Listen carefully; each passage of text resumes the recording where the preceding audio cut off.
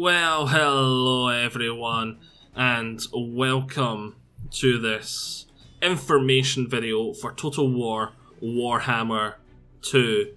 And this video would not be possible without a Reddit post that I'm going to leave a link in the description. Basically, remember a few days ago, well, it's probably a bit more than a few days ago now, it's probably about half a week ago, we had new information that was coming out from some articles. Now, I read about 5 of the articles, and there didn't seem to be much juicy information in them, so I thought, right, this is about all the information we're going to get. And I stopped reading the articles, but there was a ton more.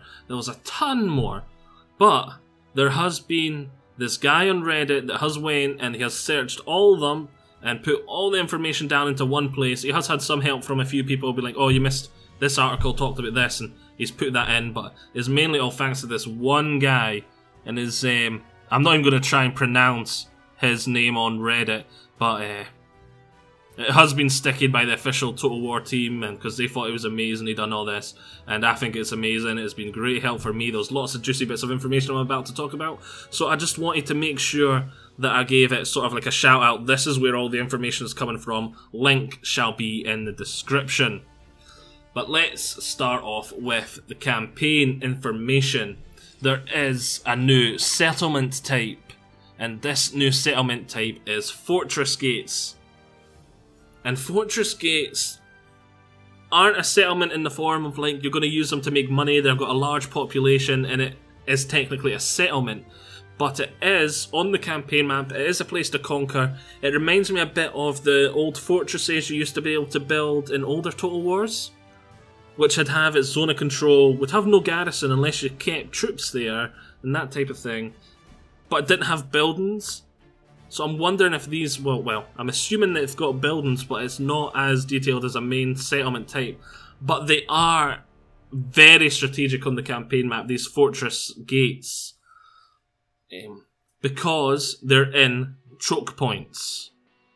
Now the best way to describe this is, here is a picture of Ulthuan. Now, Ulthuan is separated into the inner kingdoms, like Illyria, and the outer kingdoms. And in these inner kingdoms and outer kingdoms are separated by mountains with choke points to get through them.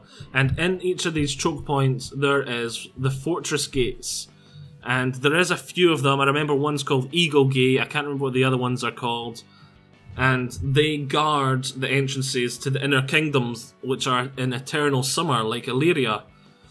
And off the top of my head, because I'm not looking at the map as I talk about this, I'm pretty sure SATA-III is in the inner kingdoms as well. And Chars, is that on the outer kingdoms? Inner kingdoms? I'm not sure.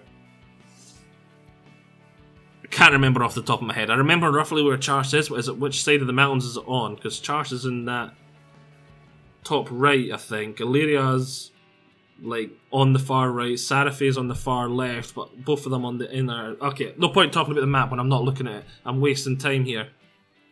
But yes, these fortress gates will guard those choke points, and the only way to get through them is if you own them or if your ally owns them. If you don't, you're not moving through that choke point. That is incredibly powerful.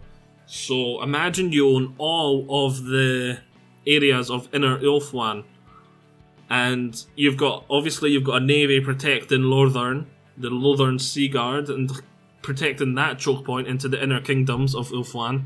Then you've got armies protecting the choke points, these gates. It's basically going to be impossible for anything to then come at you. But obviously you're going to want to expand and be out of there, but it's an incredibly defensible position, and it's incredibly powerful. Technically the Empire does have something like this, but not as large a scale at Blackfire Pass, so we'll be interested to see if they give Blackfire Pass this sort of gate settlement, but that's the best way to describe it at the moment. Is, you know, that choke point in Total War Warhammer 1 called Blackfire Pass with all the big spikes. There's a couple of campaign there's a couple of quest battles there at Blackfire Pass. If there was a garrisonable sort of like fortress where you built up defences but you didn't build up like recruitment buildings or anything like that, it's just like a little settlement that is just all about defence, and you had that in Blackfire Pass, that'd be incredibly powerful from an Empire sort of perspective, because then they could pretty much guarantee that the orcs aren't coming at them unless they come through the dwarfs or come through Bretonia or through whoever else. And so it's going to be incredibly powerful, these new settlement types. There is more on settlements, but I'll come to that later because I'm going through the list he's got here. The next thing he talks about on it is treasure hunting. Treasure hunting is now something you can do. When a settlement has been raised, you can now choose to treasure hunt it instead of taking it over, and these open a sort of dialogue, and you have options which lead to more options and dialogue, and it's like its own wee mini adventure, and you can get lots of benefits like money, treasure, items, and even recruits. Or you can even, bad things can even happen, like you take army damage, chaos corruption, and yeah, it can get quite scary. So there's like pros and cons to doing it, risks vs reward, and it's actually quite interesting to see navies will be able to do it as well at sunken ship locations, so they'll be able to treasure hunt in areas like that. And I'm guessing this treasure hunt is going to be built into the sort of mechanics of the Vortex. Because I'm assuming, right, it's a pretty safe assumption. You know that in the original trailer we've seen Techless or Testless, however you pronounce it, I'm not really quite sure, going through the jungle, and he was going to this area and he was activating this sort of stone thing to try and strengthen the Vortex. I'm guessing that is what the treasure hunting is going to be like. So like you've moved your army to Lustria. It's asked you to treasure hunt in this raised settlement to try and find some magical power to boost the thingy, and the Vortex, and that's going to be part of the Vortex campaign. You can see the two going hand in hand. It's going to be a different objective type, so it's not just going to be conquer that city to strengthen the Vortex, defeat that army to strengthen the Vortex. You're going to have stuff like treasure hunt over here to strengthen the Vortex, which is going to add quite a nice bit of variety. And there is a new, right, moving on, there is a new battle type, and I actually talked about this and in my last video, and I was right. I called them choke point battles, which they are, but they're actually described as bridge battles. So bridge battles from the older Total Wars are back in all their OP glory. The defender on bridge battle will be troll-a-law-a-lawing as the attacker is screaming unless he has quite a good piece of artillery. So yes, bridge battles and all their rage and glory are back. So that's the sort of what I was talking about last time about choke battles. Everyone was like, it's probably quest battles. I was like, I agree, it is probably a quest battle. But it actually turns out it wasn't a quest battle. Well, that battle might have still been a quest battle, but that was a quest battle of a bridge battle. So that was really quite nice and interesting to see. Not much really else to say there. It'll probably be pretty much identical to older Total Wars, but maybe a wee bit more balanced, because that was just insane. Well, I suppose having a more effective artillery would balance them a bit better anyway. Right, ocean hazards. There is going to be ocean hazards, which are going to be randomly moving, so I'm guessing things like monstrous beasts, like Kraken, or, well, they actually say there's going to be moving storms and reefs. I'm guessing that's just going to be like a moving piece of attrition.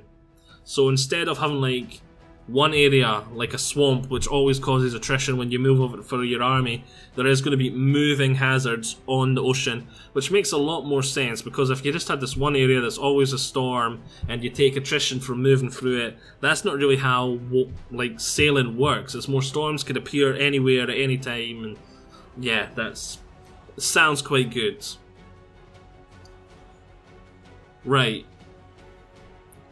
The map size, we already knew this, but it is good to see it confirmed again. It's going to be roughly the same as the first game, and everyone is assuming the oceans aren't included, so the map is going to be huge. Right, on to the next one. No reasonable occupation. We already knew this again, but it did have a wee bit of, what's the word I'm looking for? Explanation, some further information to go along with it. Now, there is no regional occupation, but there is preferred climates and settings. So, say you are playing as the High Elves and you colonize a colony in Lustria. You still can do it, but you're going to have penalties. Your elves are not going to be as happy, you're not going to make as much money. There's going to be a few debuffs to the settlement because your elves are not comfortable in that location. But you still can do it, and you still get all the benefits of recruitment, garrison, that type of things. It's just, it's not as profitable because you need to spend more money on the public order buildings type stuff instead of, say, money buildings, and you're going to need to... So yeah, it's just more debuffed, which makes sense. I really like that. It's sort of the best of both worlds. So the elves can conquer the mountains of the dwarves, but it's just not as profitable as it would be for them to conquer the Empire. Because the elves did originally own the land that is the Empire, back in the day, before the Sundering, before the War of the Beards, and so on. Settlements have undergone a pretty big change, though, as well. Just your everyday settlement. Major settlements are now going to have 8 slots, and minor settlements are now going to have 6 slots. This is going to apply from the factions from Total War Warhammer 1 when the maps combine, but only when the maps combine. The old factions are going to receive a lot of buildings. Their buildings are going to be rebalanced to sort of express this sort of larger slots requirements, and they feel safe. They've been testing it, and it helps the AI a lot, because one of the things the AI is sort of bad at is selecting the buildings to build in its province, and this can really limit the armies they make, and it's one of the things the AI struggles with.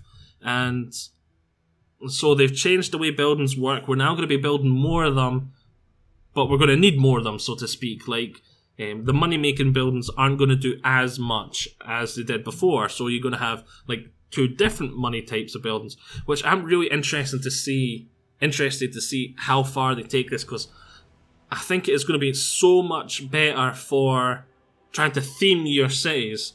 So, like your recruitment city, you've got lots of different recruitment buildings, like 5 or so recruitment buildings, and they each provide benefits to each other that sort of intermingle. Like this one provides extra recruitment slots, that one provides everyone with an extra 10 melee defense, and that one does this one does that, and I think it's going to be really great for theming sort of areas. Whereas if you're doing money, like this one provides 10% to all income, that one provides 10% to trade income, this one does that one does this, and it's just sort of the theming of settlements. I just see so much more going here. I really like that sort of gameplay sort of side of the buildings, and I'm really quite interested to see how far they take that. They have confirmed that settlement gifting won't be back, despite a lot of people wanting it back, but it really was a bit unbalanced when you could go to, when you were at the end of a game, you were absolutely loaded, making so much money you didn't know what to do with it, and you just went to settlement and was like, right, here's enough money to buy the world, give me that settlement. Which is what they didn't like, which is why it went away, and is not back still, despite many people complaining they want settlement gifting for various reasons. Bretonnian trait systems now apply to all Total War Warhammer 2 races, and will apply to Total War Warhammer 1 races in the combined map. So that is very good. I really like the Bretonnian trait system, where a general just sitting doing nothing in a garrison will start to get laxed. You'll start to not do much, whereas your general out fighting battles is going to become a stronger general. He's going to be better at leading his troops, and the trait system is very nice. I really like it. It's great for role playing too. You've got this general who's like been fighting lots of beastmen his whole life, and he gets some traits like he's really good at killing beastmen, and oh, I just love the trait system. And it's great to see that that's going to be back, and all races are going to get it, not just Britonia. Equipment changes won't be visible in Lords, that was to be expected. It wasn't a thing in Total War Warhammer 1. I really didn't expect it to be a thing in Total War Warhammer 2, but it was confirmed. There will be campaign cinematics. Brilliant! That's one of the things I actually disliked with Total War Warhammer 1, was their lack of campaign cinematics. Now, I understand that over the course of a whole campaign, it is largely insignificant. They're only about a minute's worth of time between the winning cinematic and the end cinematic. Well, there was an intro cinematic for every faction, but there wasn't like an end cinematic, or there wasn't many other cinematics, but the cinematics are going to be back in a bigger way. So, yeah. I understand why they had less cinematics in the first game, because there's that many factions and they're so different, but I'm really glad to see they're back, because there was just a generic one for each sort of culture, I think, in Rome for when you won, if memory serves. Like, there was one Hellenic one, there was one Punic one, there was one, and so on and so on. Right, Lizardmen. On to Lizardmen specific features. Their temple cities have a weird way of leveling up, and it all depends on your connection with the geometric web. The stronger the city's connection to the geometric web, the stronger the city will be, and this is like your tier of your settlement. So instead of building up your settlements like other faction, your connection with the web increases and decreases your settlement level. Conquering cities that are points that connect to other areas of the geometric web with the point from that city will increase it. There's also a building you can use to increase the level of the geometric web. And it apparently grants huge bonuses towards being higher in this geometric web. So it's actually a pretty good way to weaken the Lizardmen faction if you're attacking them, is to destroy a key node in their geometric web, because it will have a ripple effect throughout their whole empire, where their like cities are downgrading because they don't have as big a connection with this geometric web. Because the geometric web does everything. It gives them public order, it gives them growth, it gives them larger and stronger settlement, it literally gives them everything. And they have even access to very powerful commandments, edicts, that they only get access to when they have a very good connection with the geometric web, and they're apparently a lot more powerful than their stereotypical plus a wee bit public order or growth. It is going to be big, huge commandments that are apparently very, very juicy. Lizardmen have a special spawning event which triggers when you meet certain specific conditions on the campaign map. It doesn't change anything gameplay wise, but it does change the look of your units. So you meet certain, like, you own a certain land mass as the Lizardmen. The Lizardmen that spawn will look slightly different depending on what you own, etc, etc. So when you recruit units, it'll look at the area and land you own, and it'll go, right, you're recruiting Lizardmen from that jungle, this jungle, that jungle, your Lizardmen are going to look like this. So your Lizardmen actually, it's almost like, imagine you were playing Total War Warhammer 1 and you're playing as the Empire, and when you owned, if you conquered, say, Nuln, you'd start getting some troops that looked like they were from Nuln when you recruited state troops. So most of your army would probably still look like Altdorf, but a couple of your units might, of spearmen, state spearmen, state troops, some of your state troops might start being in the colour of Nuln. Is the best way I can think of is to describe it. And I really like that, and it's once again, something that I think is really cool. And I think it'd be really cool to if they brought this over to the Empire, because I think it'd work well for the Empire as well. As I said, with the state troops.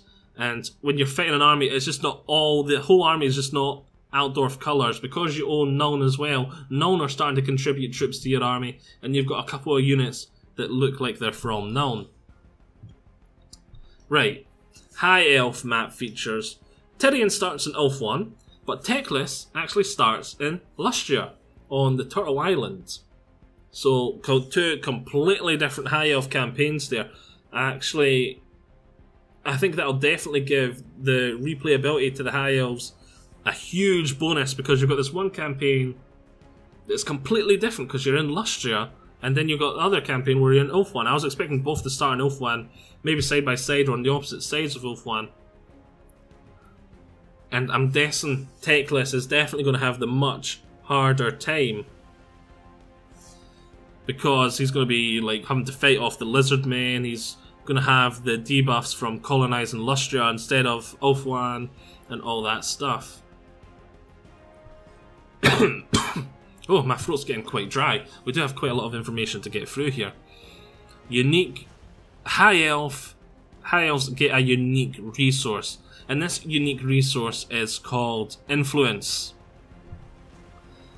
Influence is used in diplomacy, and the High Elves actually use it to manipulate other factions, which is a thing a lot of people have liked the idea of and wanted for a long time, but they've meant it more towards the you've got a client state and an ally, and the client state and the ally want to fight each other, and they've been fighting each other, and you can just step in and go, no, no, you're my ally and you're my client state, you are not fighting.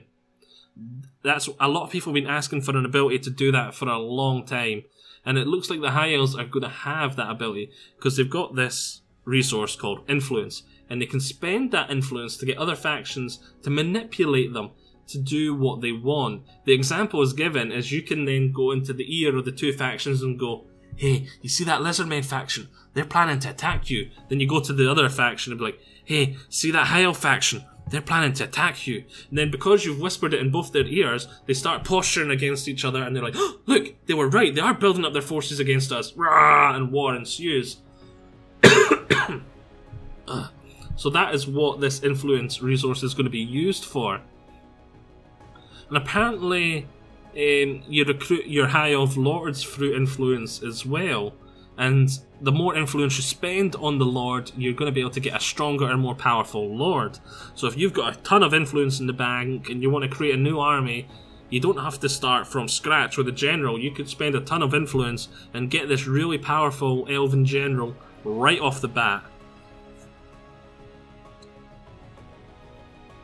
Another unique thing that High Elves get is that High Elves get shared vision with just a trade agreement.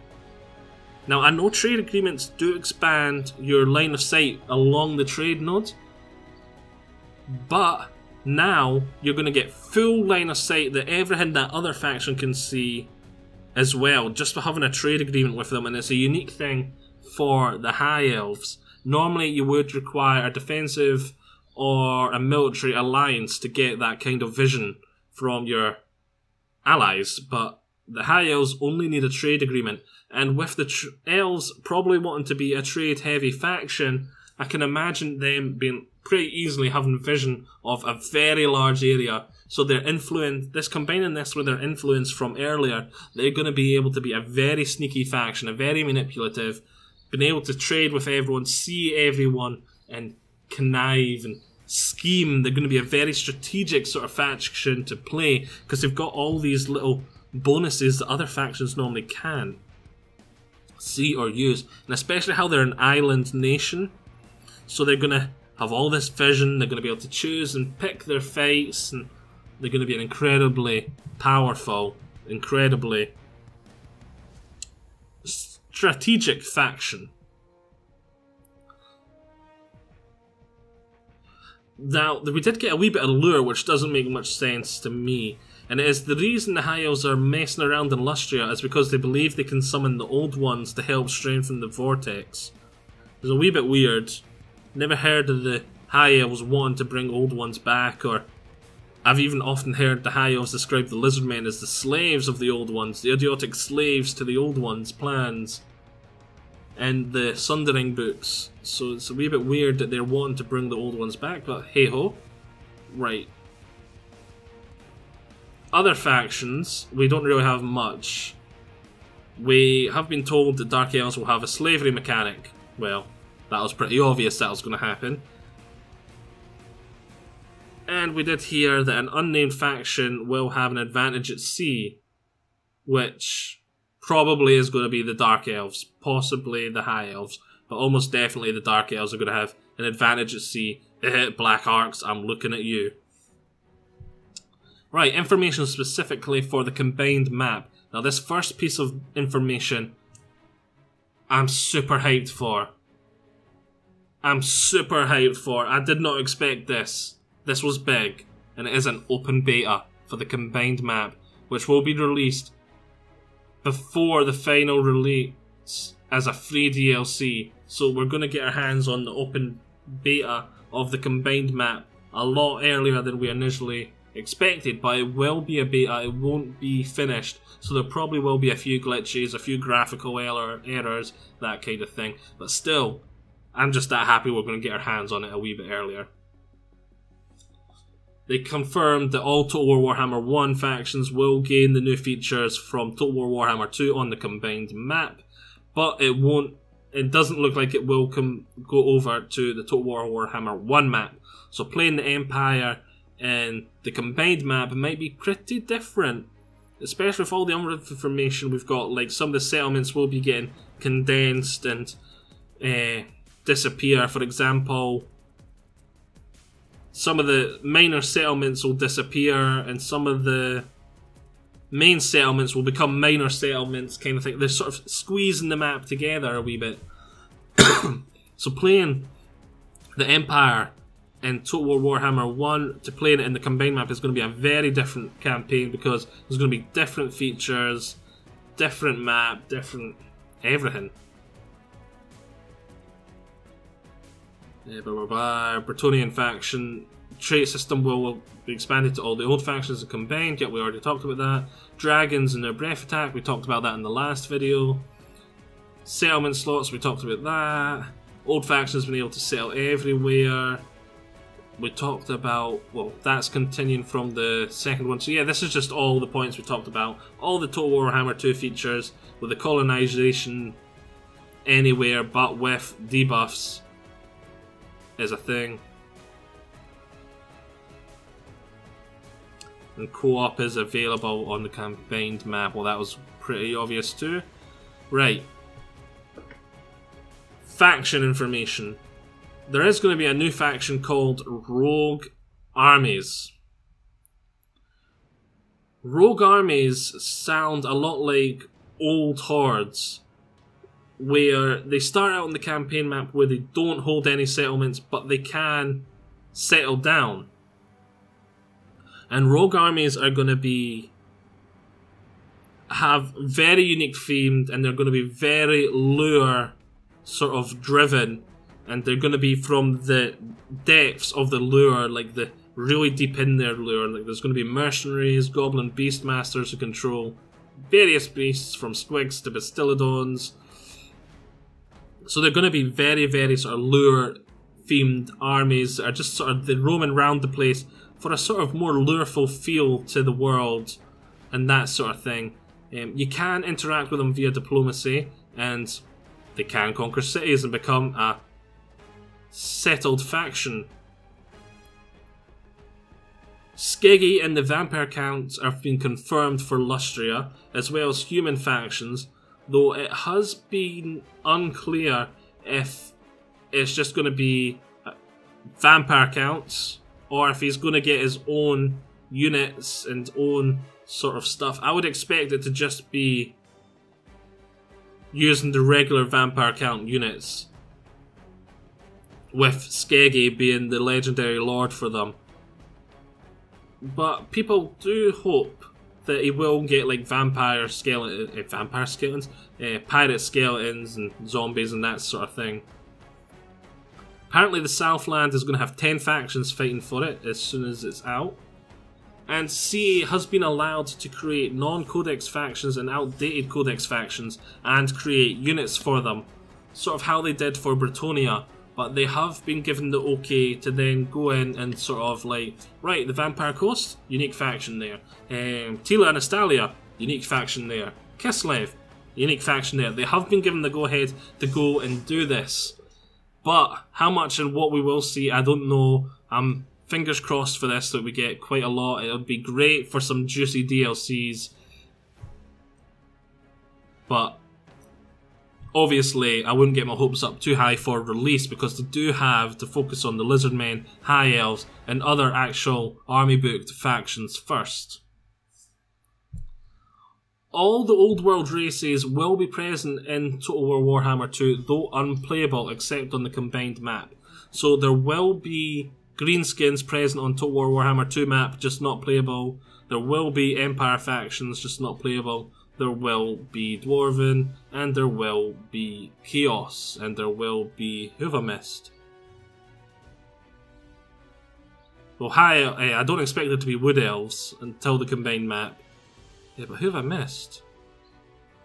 Who have I missed? Because there was 4. I said Empire... Vampire counts, there we go. Battle tanks, we talked about them. Fortresses, we talked about them. Town battles are not back, that was to be expected. It's going to be a larger focus on battle map variety compared to the first one. Yep. Magic. Skill trees have been reworked. Magic has been rebalanced across the board, though we've not been told what or why. Mazdamundi will have unique mechanics that are unique to him, but again, we haven't been told why or what. Well, what I was talking about when I was saying the magic had been rebalanced, we hadn't been told what. I don't know why I was saying why. And it's the same with Mazdamundi. He's got unique mechanics, but we haven't been told what. Techless, we do have a wee bit of information. He is going to have unique mechanics, and that is, he's got access to all 8 lures of the mainstream magic and high magic. And it looks like he's just going to get the passive traits and then a selection from each lure. So he's not going to get all the spells from all the lures. He's going to be able to choose 2 spells from each and then be able to get the passive from each.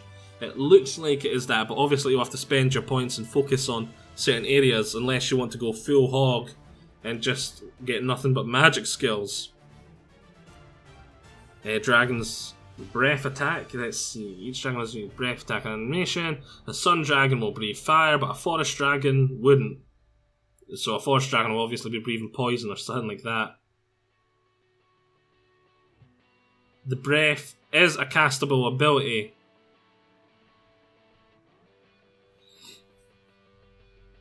So yes, so the breath attack is a castable ability, but I'm assuming you can use it a lot because we did have Dogbert say he was basically only using it to try and fight and win a battle. So must at least have 3 uses or just a cooldown that you can use it as many times as you want. Army abilities are back.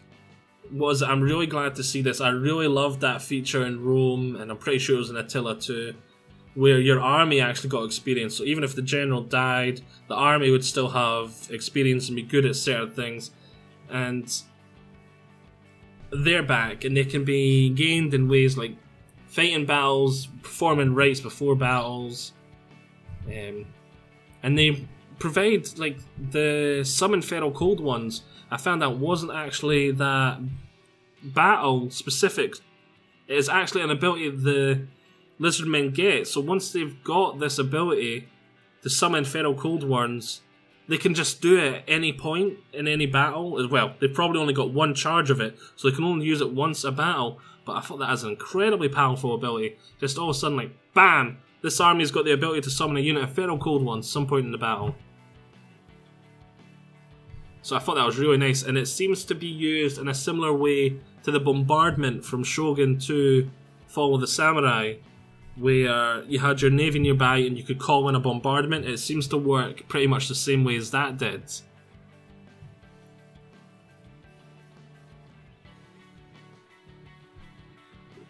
A high elf, one of the high elf equivalents has been revealed, and it's called Vol's Hammer. Though we don't know much about it, people are thinking it's probably a rite they need to do before battle, and it can be called down upon a siege wall to deal heavy damage.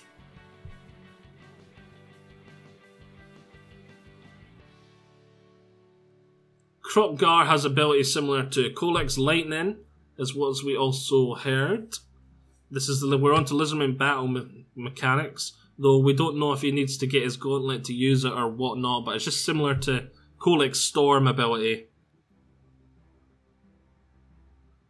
Bastillodons, including feral ones, are slow, best used to hold down units and act as a damage soak. So basically, they are tar pits, which is pretty much what we expected. Bastillodons are incredibly tough.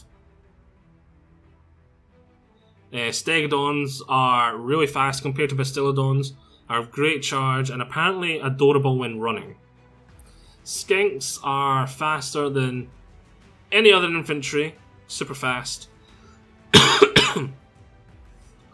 Solar Engine doesn't deal as much damage as a Luminarch, but Bastillodons are far more resilient and faster than a Luminarch, so it sort of balances out. So they're obviously powerful in melee as well compared to the Solar Engine, a Luminarch. And Rampaging units can eventually recover their senses. Then after this, it just goes into the roasters. And oh wait, nope, the multiplayer, not just free for all. Miscellaneous.